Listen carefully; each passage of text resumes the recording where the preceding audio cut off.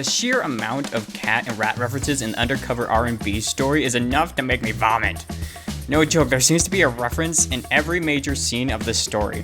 Which begs the question, why is there such a strong theme of cats and rats in this story? And what does it have to do with R&B? Before that though, spoiler warning for the main story in the 1.1 version of Zen the Zone Zero.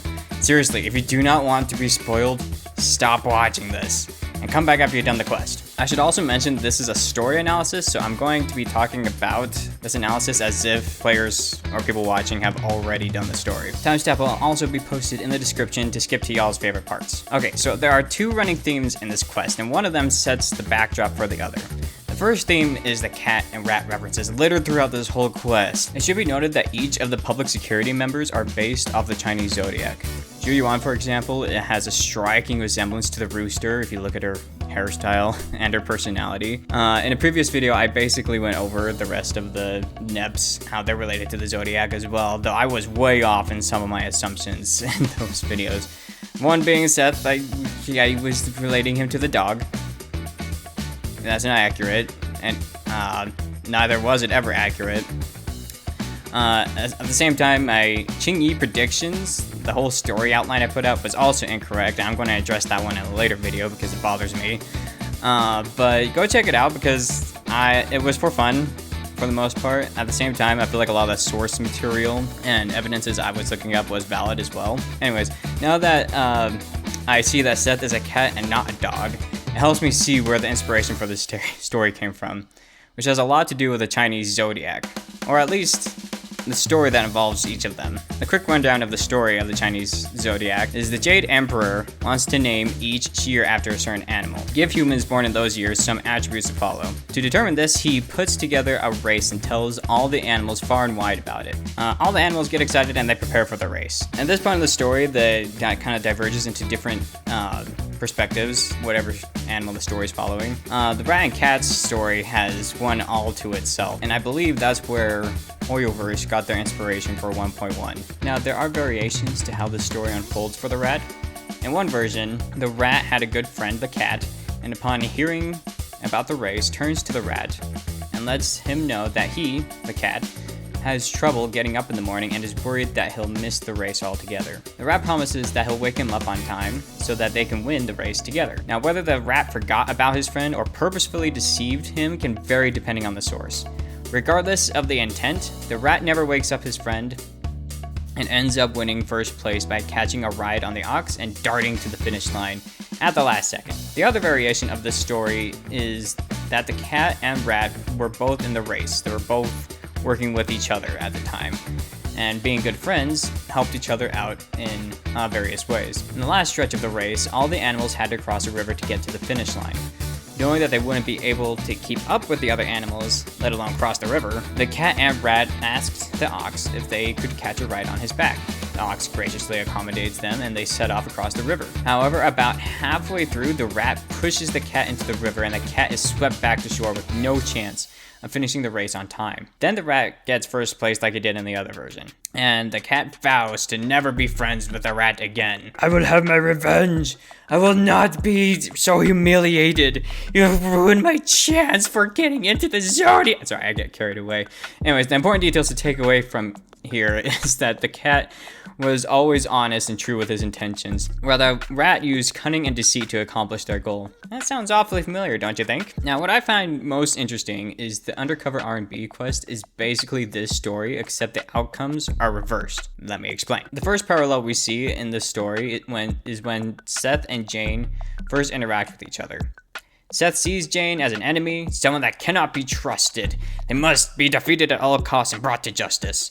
While Jane sees him as an ally in her plan, that basically the outcome is the same, where they both want to bring the Mountain Lion gang to justice, but they're both at odds with each other about it.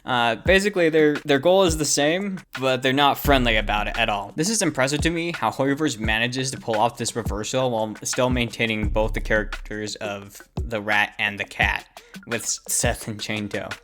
Especially when Seth and Jane are fighting, Seth says, "I'm going to win this fight fair and square." I'm sorry, it's so on the nose. Anyway, the story plays out from here with Jane trying to keep Seth alive by using him, basically. For example, she uses his honest-to-goodness character to force him to drink more water as a punishment for sharing with the prisoners. But this is all part of a sneaky plan for Jane to cycle the muscle relaxants through Seth's body faster, making it easier for an escape, which is another reverse parallel, Cat using the rat and ultimately harming him to improve its odds at winning the race. The last parallel is when, or at least that I noticed, is when Jane is about to duel with Seth in the lion's den. However, instead of a betrayal from the rat at the most critical moment, there is a proposal of friendship from the cat, and the rat accepts. So instead of being pushed into the river, the rat is about to fall off into the river, and the cat saves the rat, and vice versa, because Jane was kind of in control the whole time. It's something that the rat's been planning for, but couldn't execute until that moment. The ending, of course, is with Jane and Seth becoming friends, and Seth still being a part of NEPS, or the public security, as opposed to forgotten in the Zodiac story. He still gets to strut his stuff, good old boy stuff. Now that in and of itself, if the story was just that, I would think that it's a good story. But Hoyoverse doesn't stop there. They add another layer to the story, adding R&B to the mix. For those who don't know, the R&B stands for rhythm and blues, which is a genre of music that was developed from the 1940s.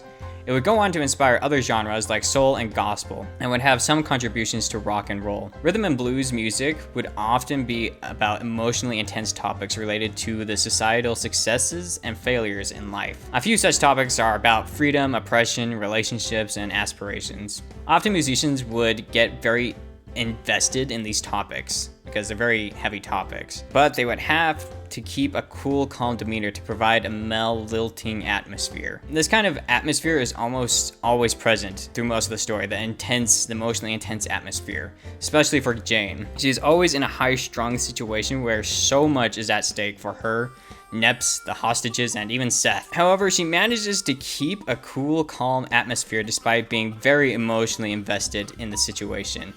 This is very apparent, especially when she is forced to throw a guy off a building, pretty much, and she hopes that he is safe.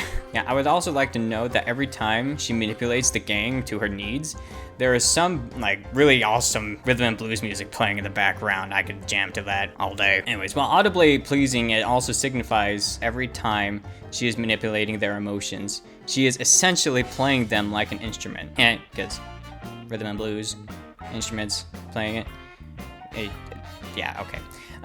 The last connection I found was the name Rhythm and Blues itself. But there's two characteristics to Rhythm and Blues, and that's the beat and the melodic rhythm. As Seth is always constant in his standards and ideals, consistently trying to see the best in others and helping them the best he can, while Jane is more rhythmic and fluid in her actions. Often a lot of her decision making in this quest revolves around Seth. Manipulating the guards to give him extra water, getting supplies for an escape, navigating a maze for an escape.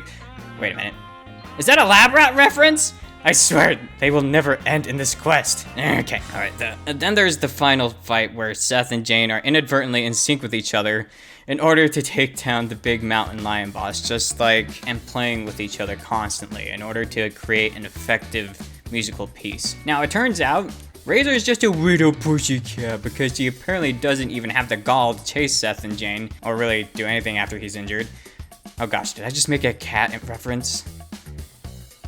Okay, at any rate, Jane plays the mountain lions one last time to buy them the time they need for NEPS to find them. I haven't talked about Jane's interactions with Belle and Wise at this point because I think the deeper meaning of this whole quest all comes to that point with the interactions between her and Belle and Wise. Most of the time we see Jane emotionally manipulating people to get the job done.